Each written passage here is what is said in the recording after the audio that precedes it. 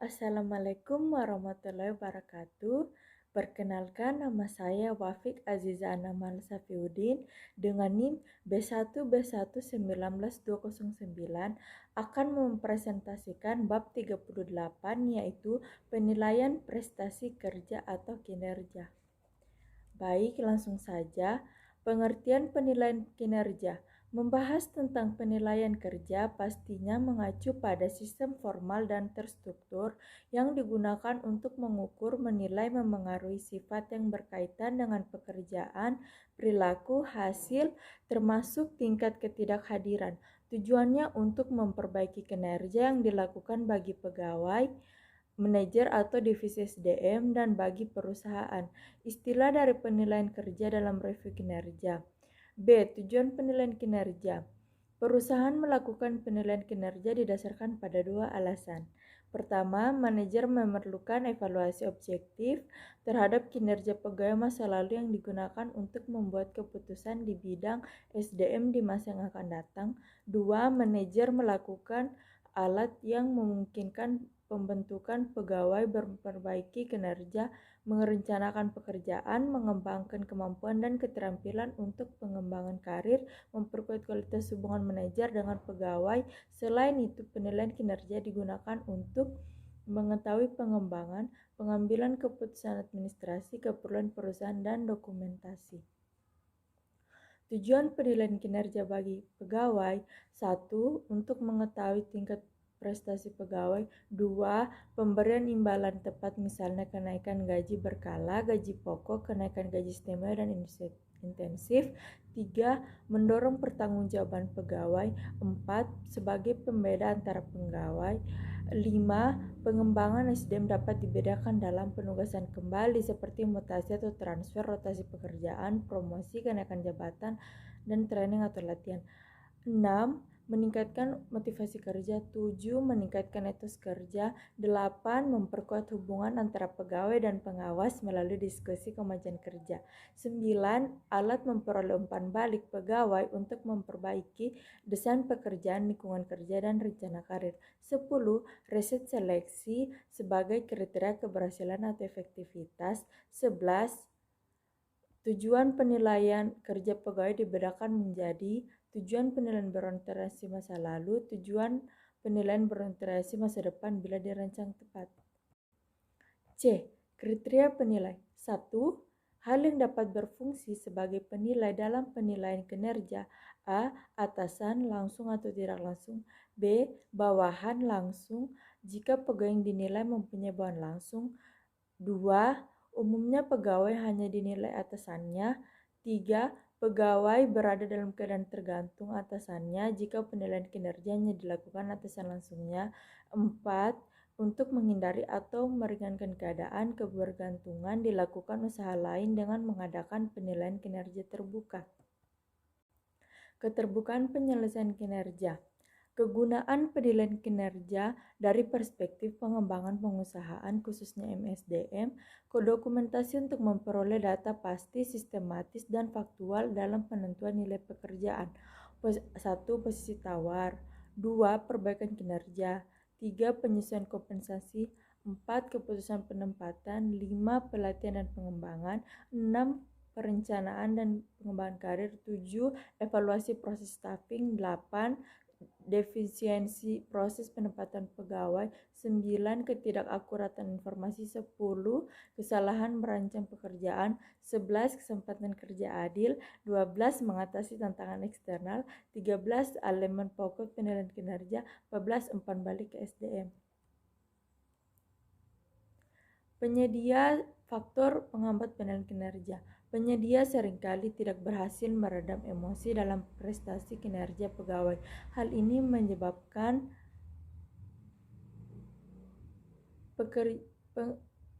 bias adalah disortir pengukuran tidak akurat. Biasa terjadi akibat ukuran yang digunakan bersifat subjektif.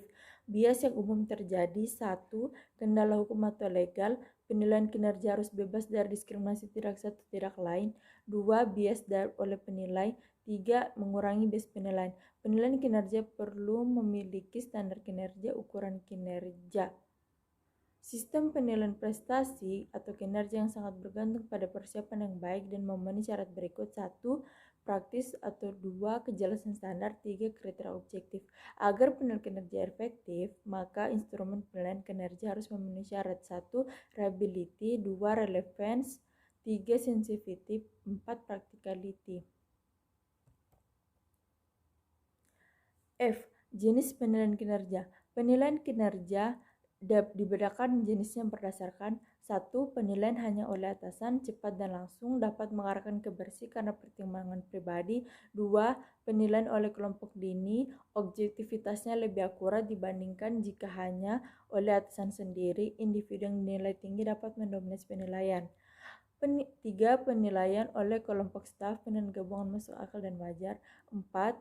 Penilaian melalui keputusan komite, memperluas pertimbangan ekstrim, memperlemah integritas manajer dan bertanggung jawab. Penilaian berdasarkan peninjauan lapangan, membahas satu pikiran tetap ke dalam satu panel lintas sektor yang besar. Penilaian oleh bawahan dan sejawat, agak subjektif, mungkin digunakan sebagai tambahan pada metode penilaian lain. G. Aspek yang dinilai: A. Kemampuan hubungan interpersonal, B. Kemampuan teknis, C. Kemampuan konseptual. H. Metode penilaian kinerja: 1. Metode penilaian berorientasi masa lalu. A. Rating scale atau skala peringkat, B. Daftar pernyataan, C. Metode dan penilaian terarah, D. Metode peristiwa kritis, E. Metode catatan prestasi, F. Skala peringkat dikaitkan dengan tingkah laku atau behaviorally answered rating scale, G. Metode peninjauan lapangan, H. Tes dan observasi peristiwa kerja, I. Pendekatan evaluasi komparatif. Deskripsi demikian memungkinkan bagian SDM menyusun berbagai penggunaan metode ini menuntut 3 langkah. A. Menentukan skala peringkat penilaian prestasi kerja, misalnya saat memuaskan, memuaskan, tidak memuaskan, cukup memuaskan, acceptable, kurang memuaskan, tidak memuaskan, dan sangat tidak memuaskan. B. Menentukan kategori peristiwa kerja seseorang untuk dikaitkan dengan skala peringkat tersebut. C. Uraian prestasi kerja sedemikian sehingga kecenderungan perilaku pegawai yang dinilai terlihat jelas. 2. Metode penilaian berorientasi masa depan. Metode penilaian berorientasi masa depan menggunakan asumsi pegawai tidak lagi sebagai objek penilaian yang tunduk dari bergantung pada penilai, tetapi pegawai yang dilibatkan pada proses penilaian.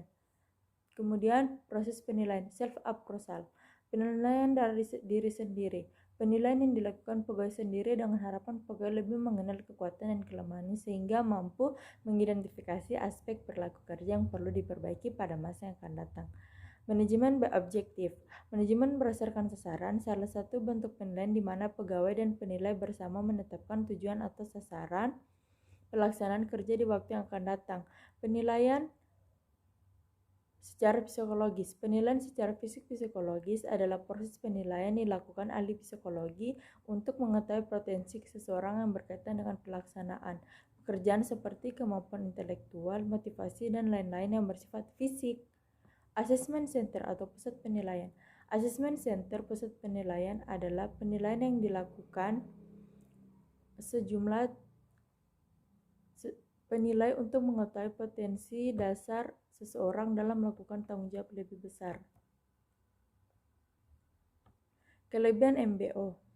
Dengan mendorong setiap individu, pegawai menentukan sasaran yang spesifik dan menantang. MBO memiliki potensi memotivasi pegawai di samping sebagian basis penilaian pegawai. Pegawai mengetahui tepat apa yang diharapkan dirinya, apa yang mereka capai jika ingin dinilai positif oleh atasannya. Mudah bagi penilai melakukan penilaian objektif karena kriterianya jelas berorientasi hasil. Penentuan tujuan sistematis di seluruh perusahaan dan memudahkan perencanaan juga dikoordinasi. Kelemahan MBO. Teknik MBO tidak efektif dalam lingkungan di mana manajemen tidak mempercayai pegawai. Titik berat pulang MBO hanya terhadap hasil saja, dapat mencegah kurangnya perhatian dan pada bagaimana hasil dicapai. Misalnya individu mungkin mencapai hasil mereka dengan jalan tidak etis berdampak negatif pada perusahaan. MBO sulit membandingkan tingkat kinerja individu yang berbeda karena penilaian berdasarkan sasaran pribadinya. Banyak waktu dicurahkan untuk menerapkan metode ini. Aplikasi penilaian kinerja individu dengan pendekatan MBO. manajemen objektif. MBO sebagai filosofi dalam manajemen yang pertama digunakan Peter Drucker tahun 1954 untuk menilai kinerja pegawai berdasarkan keberhasilan mereka dalam mencapai tujuan yang diterapkan melalui konsultasi dengan alasan mereka. Usaha memperbaiki kinerja berdasarkan MBO dipusatkan pada pencapaian tujuan yang akan mereka perlihatkan dalam kaitannya dengan tugas. MBO sebagai sistem strategis merupakan siklus yang dimulai dengan penentuan tujuan umum dan tujuan khusus perusahaan. Akhirnya kembali pada tujuan semula program itu sendiri. J. Program penilaian kinerja. Hal yang perlu diperhatikan dalam program penilaian kinerja: 1. Tujuan penilaian, 2. Instrumen penilaian, 3. Standar penilaian, 4. Siapa yang menilai, 5. Siapa yang dinilai, 6. Kapan harus menit, 7. Pelatihan bagi penilai, 8. Feedback dan implan aplikasi. Wawancara penilaian kinerja adalah periode peninjauan kembali prestasi kinerja yang akan memberikan kepada pegawai umpan balik tentang prestasi di masa lalu dan potensi mereka. Menilai bisa memberi beberapa pendekatan. 1. Tail dan Cell Approach mereview prestasi kerja pegawai dan mencoba berprestasi lebih baik. 2. Tail and Approach memungkinkan pegawai menjelaskan atasan, latar belakang dan perasaan defensif mengenai prestasi mereka. 3. Problem solving approach mengidentifikasi masalah yang mengganggu prestasi kerja pegawai. K. Perusahaan mendapatkan sukses melalui penilaian kinerja. Sistem penilaian kinerja yang objektif sangat membantu perusahaan dalam hal: 1. Menghilangkan standar yang berbeda atau manajer. 2. Menghilangkan kecenderungan menilai pegawai berdasarkan keberadaan mereka. 3. Menciptakan pegawai dan penilaian kinerja. 4. Menciptakan pegawai produktif. L. Sumber kesalahan dan penilaian kinerja. Kesalahan dalam penilaian kinerja bersumber dari: 1. Bentuk penilaian kinerja ditemukan aspek yang sebenarnya tidak terkait dengan keberhasilan pegawai. 2. Aspek yang harus dinilai tidak jelas batasannya atau memiliki dua arti. 3. Kesalahan yang ditimbulkan karena penilaian dapat dibedakan. A. Kesalahan halo error. Penilai dalam menilai aspek yang dapat dalam formulir barang penilaian kinerja dipengaruhi oleh aspek yang dianggap menonjol dan telah dinilai oleh penilai. B. Kesalahan konstan. Kesalahan yang dilakukan oleh penilai secara konstan setiap menilai orang lain. C. Berbagai prasangka, misalnya prasangka terhadap pegawai yang masa kerjanya lama, prasangka kesukuan, agama, jenis kelamin, pendidikan, dan sebagainya. M. Teknik penyuluhan dan panduan wawancara penilaian kinerja. Sebelum penilaian kerja dilaksana, sebaiknya disosialisasikan terlebih dahulu melalui penyuluhan kepada seluruh pegawai disertai dengan penjelasan penilaian kerja sebagai satu upaya perusahaan dalam pengembangan pegawai. N. Umpan balik untuk fungsi SDM. Proses penilaian prestasi menyediakan pengertian dan mendalam ke dalam efektivitas fungsi SDM. Banyak energi yang tidak tercapai menandakan adanya kesalahan dalam fungsi manajemen SDM. Baiklah, sekian dari saya. Lebih dan kurangnya mohon dimaafkan. Wabillahi taufiq wal hidayah. Wassalamualaikum warahmatullahi wabarakatuh.